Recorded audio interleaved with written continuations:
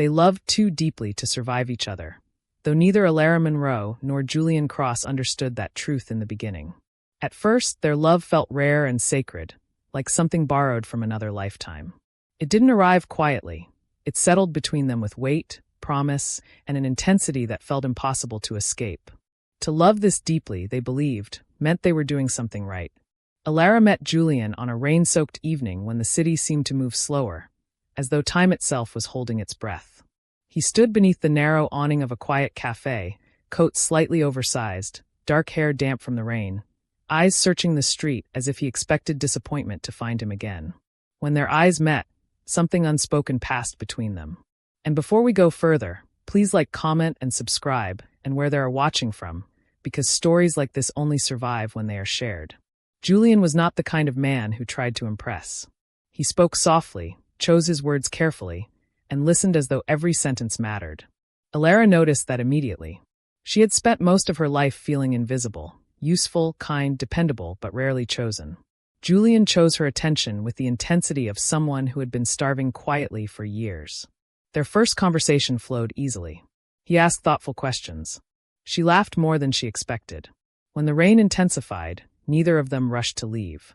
They sat there, sharing small pieces of themselves, unaware that something fragile and dangerous was already taking root.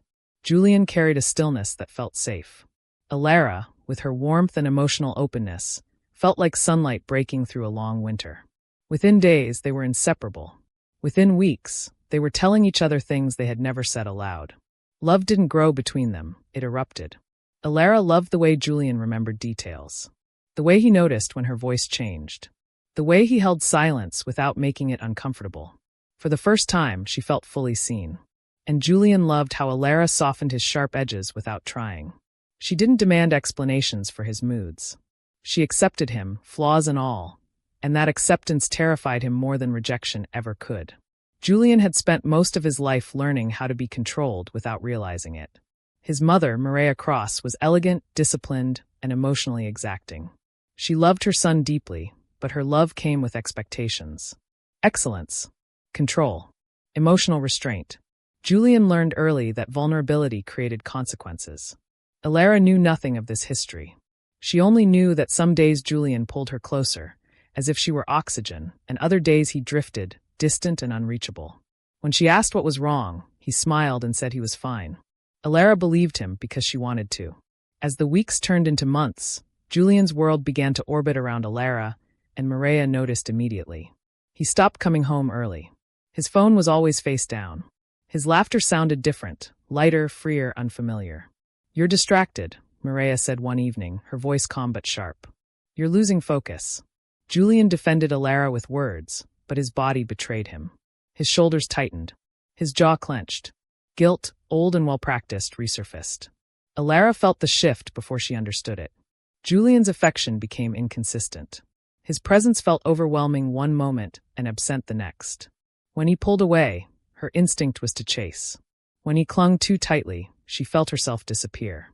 Theo Monroe, Alara's older brother, noticed her exhaustion long before she admitted it. "Love shouldn't feel like you're constantly proving your worth," he warned gently. "Some people love like storms. They don't mean to destroy, but they do." Alara dismissed him. She believed love required sacrifice. She believed if she loved Julian hard enough, carefully enough, patiently enough, they would be okay. Julian, meanwhile, was unraveling quietly. Loving Alara forced him to confront parts of himself he had buried. His need for control clashed with his fear of abandonment. Her emotional openness felt beautiful and dangerous. He loved her deeply, but that depth frightened him. On some nights, Julian held Alara like she was the only thing keeping him together. On others, he pushed her away, claiming he needed space without knowing how much space meant. Alara absorbed the confusion, internalizing his distance as her failure. Their arguments were rarely loud. They were heavy, restrained, and painful. Unanswered questions. Half apologies. Long silences. Each misunderstanding layered itself quietly, like cracks forming beneath a beautiful surface. Alara began to soften herself to keep Julian comfortable. She spoke less, asked fewer questions, smiled through uncertainty. She believed love meant endurance. She didn't yet understand that love should also mean safety. Julian watched her change and hated himself for it, yet felt powerless to stop. The more she gave, the more he felt trapped by expectation. The deeper she loved, the more he feared losing himself. Neither of them knew how to step back. Neither knew how to love without bleeding. And so, unknowingly, they crossed a threshold, where love stopped being nourishment and became something that consumed them both. They still believed they were building something forever. They didn't realize they were standing at the edge of something that would soon begin to break. Julian loved Alara with a kind of intensity that frightened him. It wasn't loud or dramatic on the surface, but beneath it lived a constant fear. Fear of dependence, fear of loss, fear of becoming someone he didn't recognize. Loving Alara didn't make him feel free. It made him feel exposed. At first, he mistook his anxiety for passion. He wanted to know where she was, who she was with, what she was thinking. When she didn't answer his messages immediately, his chest tightened. When she laughed too freely with others, a sharp jealousy flared inside him. He never accused her outright, but his silence carried weight. Alara noticed the shift slowly, like the gradual dimming of a familiar light. Julian still loved her, but the love no longer felt warm. It felt watchful, careful, conditional. She began choosing her words more cautiously, afraid that honesty would push him further away. Julian started needing reassurance in ways he never admitted. If Alara sounded distracted, he withdrew. If she asked for clarity, he accused her of pressure. Their conversations became riddles, full of half-truths and unsaid fears. Maria's voice grew louder in Julian's mind. She didn't forbid Alara outright. She didn't need to. She planted doubts gently, expertly. She relies on you too much. You're changing. Love shouldn't feel this heavy. Julian absorbed those words because they echoed his own unspoken fears. Alara, sensing distance, responded the only way she knew how, by loving harder. She showed up uninvited just to see his face. She apologized when she didn't understand why. She reassured him endlessly, unaware that reassurance only deepened his sense of entrapment. Love between them became unbalanced. Julian pulled back, Alara leaned forward. The more she leaned, the more he felt suffocated.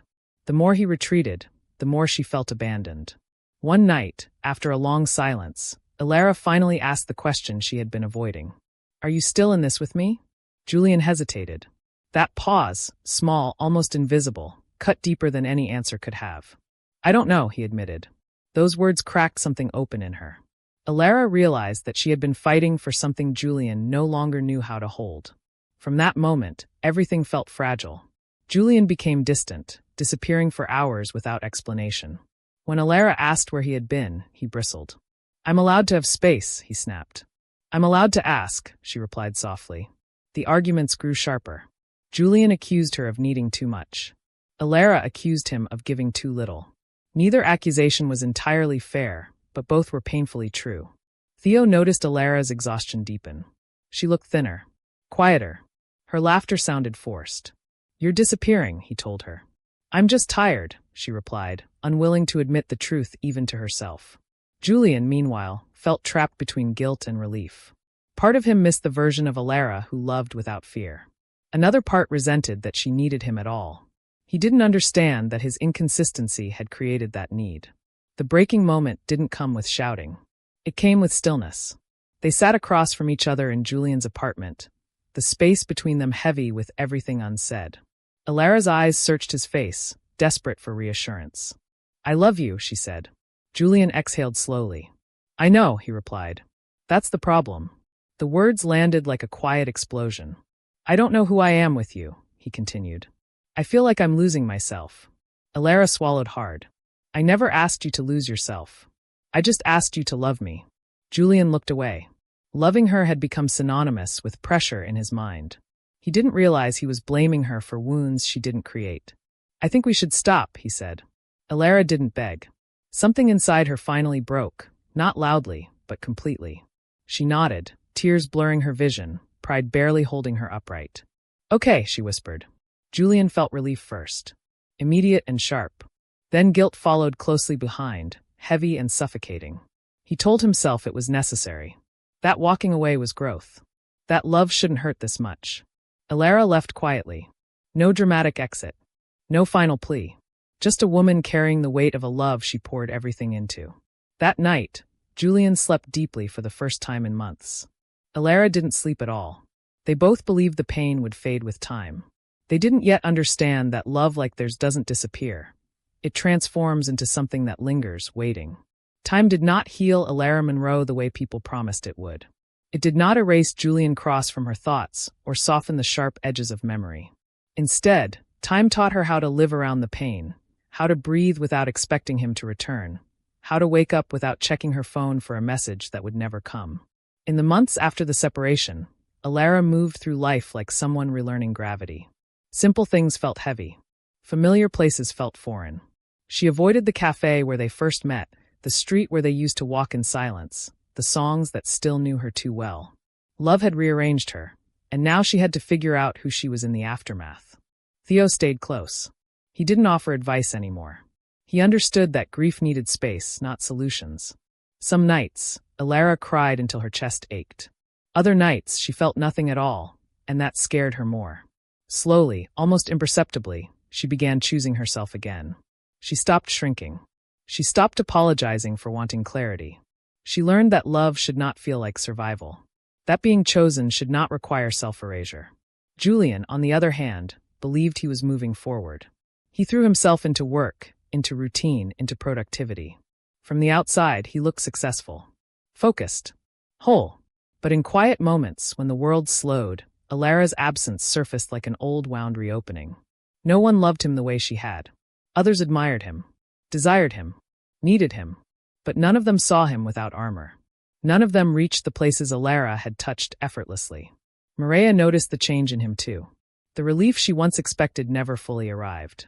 Julian was calmer, yes, but also distant, hollow in ways she couldn't name.